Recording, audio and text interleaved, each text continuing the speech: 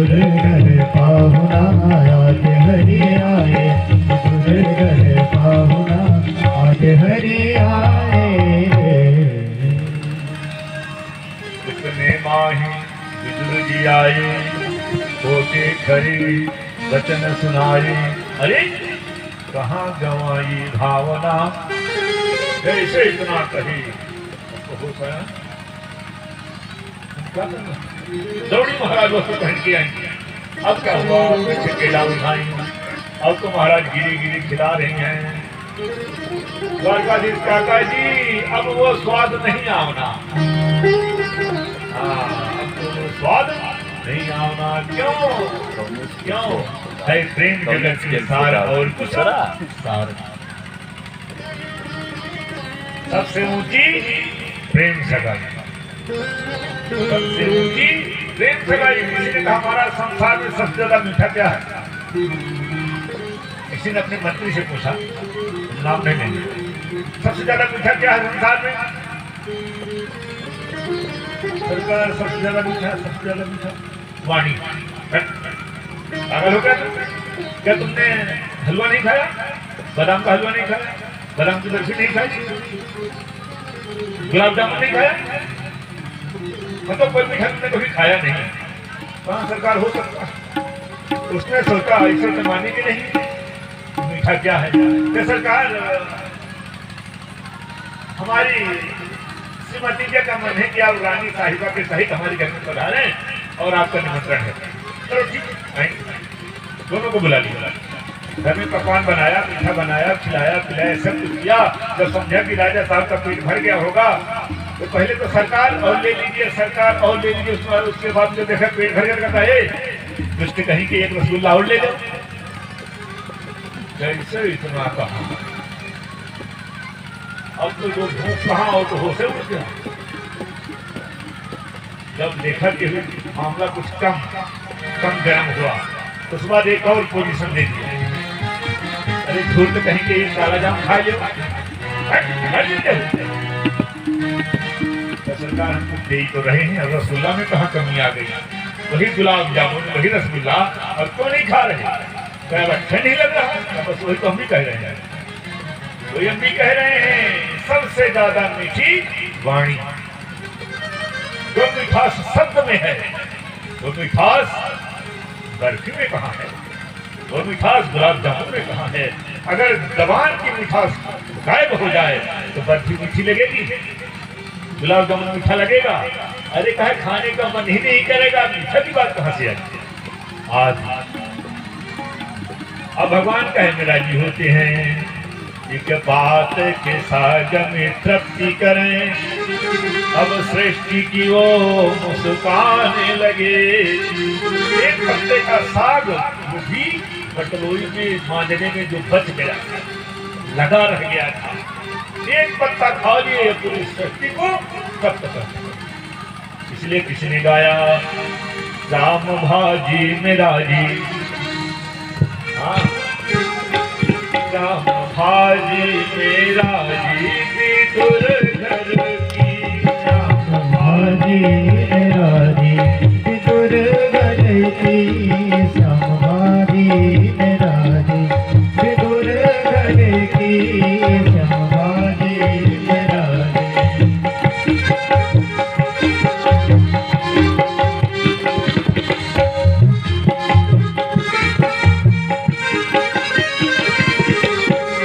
दुर्योधन के मेवा त्यागे, दुर्योधन के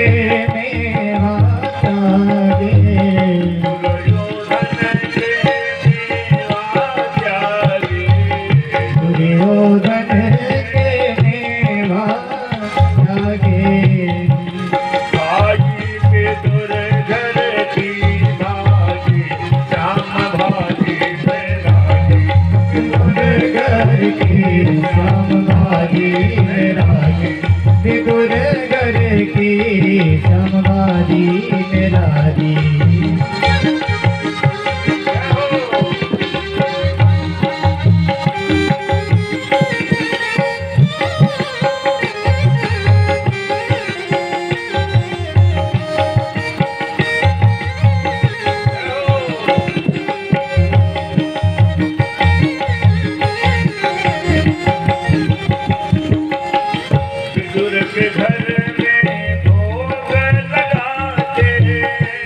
विदुर के घर में भोग लगाते, विदुर के घर में भोग लगाते, विदुर के घर में भोग लगाते, तिलके खिलाए तिलके खिलाए विदुर रानी समाधि में रानी, विदुर घर की समाधि में रानी, विदुर घर की हो, विदुर घर की, विदुर घर की हो, विदुर घर की समाधि में रानी, विदुर घर की समाधि में रानी।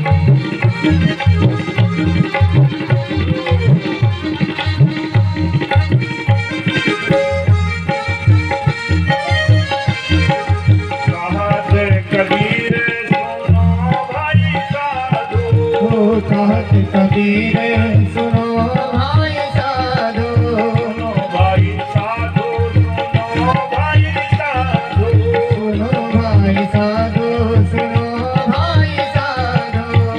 सबसे ऊंची है, सबसे ऊंची है प्रेम वाणी, विदुर घर की समाधि में रानी, विदुर घर की समाधि में रानी, विदुर घर की समाधि में रानी, विदुर घर की हो, विदुर घर की हो, विदुर घर की समाधि में रानी, विदुर घर की हो, विदुर घर की हो समाधि में रानी, विदुर घर की। बोले विदुर जी महाराज की, विदुर जी महाराज की जयकारा कम हो। बोले द्वारकाधीश भगवान की, आज के आनंद की। जैसे विदुर जी ने पूछा मैं तेजी से, महाराज भगवान किसी को सुख देते हैं किसी को दुख देते हैं, ऐसा क्यों? तो कहते हैं महाराज भगवान न किसी को दुख देते हैं न किसी को सुख देते हैं। भगवान तो दृष्टा है, दृष्टा मात्र है, वो केवल साक्षी है। जो भी जैसा कर्म करेगा फल देगा भगवान, कर्म का फल प्राप्त होता है, अपने मन से भगवान कुछ नहीं देते। फिर कहते हैं कर्म का फल है तो कैसा कर्म हो? तब कहते हैं महाराज कश्यप जी की 13 पत्नियां सृष्टि प्राप्त हो गई। कश्यप जी की 13 पत्नियां, उसमें दिति अदिति से दैत्य, अदिति से देवता। एक बार क्या हुआ, कहते हैं सायंकाल का समय था, यही गोधूली का समय, सायंकाल का समय था। महाराज कश्यप जी महाराज भजन करने के लिए, संध्या करने के लिए उपस्थित हुए, संध्या वंदन कर ही रहे थे। तब तक क्या हुआ, दीक्षे संयोग है कि कुयोग है, दिति मैया के मन में कामज्वर सवार हो गया। कामज्वर रति, इन्होंने आग्रह किया स्वामी हमारी इच्छा को पूर्ण किया जाए। महात्मा समझाए देवी ये मधुर बेला है, गोधूली है, इस समय कुछ ऐसे कार्य हैं जो नहीं करना चाहिए। तो कौन कौन से? सायंकाल के समय भोजन नहीं करना चाहिए सूर्यास्त के समय, और सायंकाल के समय सूर्यास्त के समय बाल नहीं झाड़ना चाहिए, झाड़ू नहीं लगाना चाहिए। यदि ऐसा किया गया तो लक्ष्मी जी चली जाएंगी, दरिद्रता व्याप्त हो जाएगी। और तीसरा काम क्या है, सायंकाल के समय सूर्यास्त के समय अध्ययन नहीं करना चाहिए, पढ़ना नहीं चाहिए। तो विद्या यदि प्राप्त की गई तो भूल जाएगी। तो क्या करें, सायंकाल के समय, संध्या के समय बच्चों को खेलने के लिए छोड़ देना चाहिए। चाहे क्रिकेट खेलो, चाहे वॉलीबॉल खेलो, चाहे कबड्डी खेलो। और क्या नहीं होना चाहिए, सायंकाल के समय संध्या वेला में मैथुन नहीं होना चाहिए, ये काम वर्जित है। कश्यप जी ने समझाया देवी ये समय अच्छा नहीं है, लेकिन कामज्वर तो कामज्वर महाराज जोर से रहा।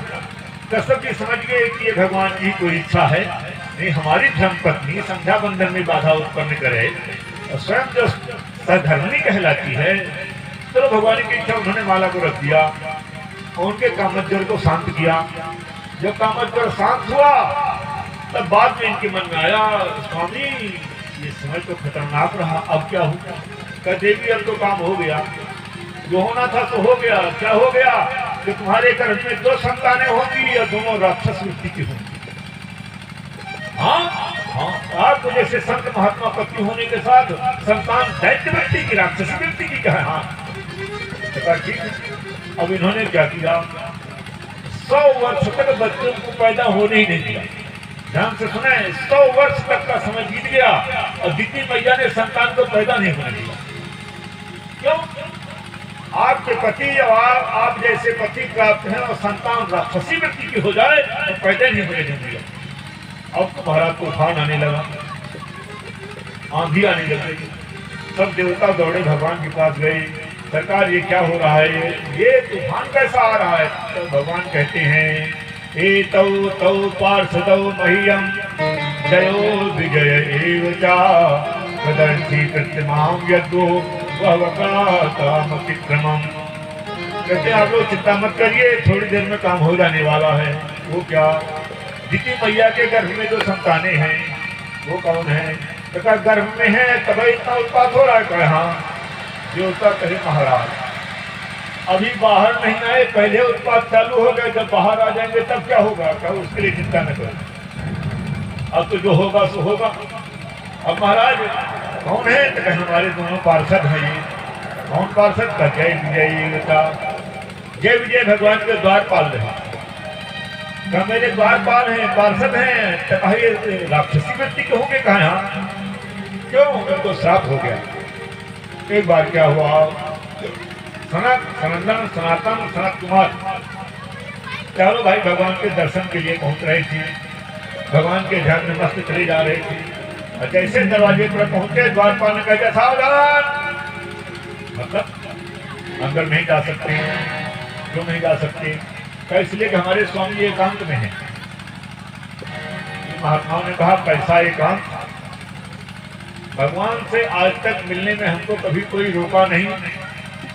क्यों? संतों के लिए, ब्राह्मणों के लिए कभी भी भगवान का दरवाजा बंद होता ही नहीं। और फिर ये उम्र तो बहुत अधिक निकल गई है, लेकिन देखत बालक बहु कालीना, इनका शरीर बालकों की अवस्था का ही रहता है और बच्चों के लिए आने जाने में कहीं रोक टोक नहीं होता है। लेकिन जब इन्होंने मना किया तो ये नाराज हो गए, कुपित हो गए, इन्होंने श्राप दे दिया, जाओ राक्षस हो जाओ, राक्षस हो जाओ। और राक्षस होने का जैसे अब श्राप हुआ, चरणों में गिर गए, रोने लग गए। भगवान आ गए बाहर, क्या बात है? देखा महाराज आपका हमसे वियोग होने जा रहा है, आपसे हम अलग होने जा रहे हैं, श्राप हो गया, कितना ये संतों का। रोने लग गए। भगवान कहे कोई बात नहीं, यदि तुमको हमसे प्रेम है तो हमको भी तुमसे प्रेम है। लेकिन श्राप इतना भयंकर हुआ महाराज कि 3 जन्म तक उद्धार नहीं होगा। 3 जन्म द्विज वचन प्रमाणा। भगवान कहे अगर 3 बार तुमको राक्षस होना है तो 4 बार मैं उतार लूंगा, 1 बार इसका। अब बताओ, वाह वाह, कितने बड़े दयालु है वो, बहुत बड़ी गलती करने के बाद भी साथ छोड़ने को तैयार नहीं है। तो कहो दोनों आई महाराज। अब क्या हुआ? समय हुआ जब 100 साल का समय बीत गया, तब इनका पैदा होने का एक समय आया। भगवान की इच्छा से प्रकट हुए महाराज। कहते प्रकट हुए का यहाँ सीताराम प्रकट हुए। और तब तक क्या हुआ? जैसे प्रकट हुए महाराज, प्रकट होते ही भयंकर शरीर वाले हो गए, भयंकर शरीर वाले हो गए। अब गदा लेके चल दिए महाराज युद्ध के लिए। दिग्विजय का डंका बजा दिया, दिग्विजय का डंका बजा दिया जैसे रावण बजाया था, प्रतिभटक फौजत कतहु न पावा। तब तक क्या हुआ? सामने से चले आ रहे थे। कौन चले आ रहे थे? श्रीमन्नारायण नारायण हरि हरि, श्रीमन्नारायण नारायण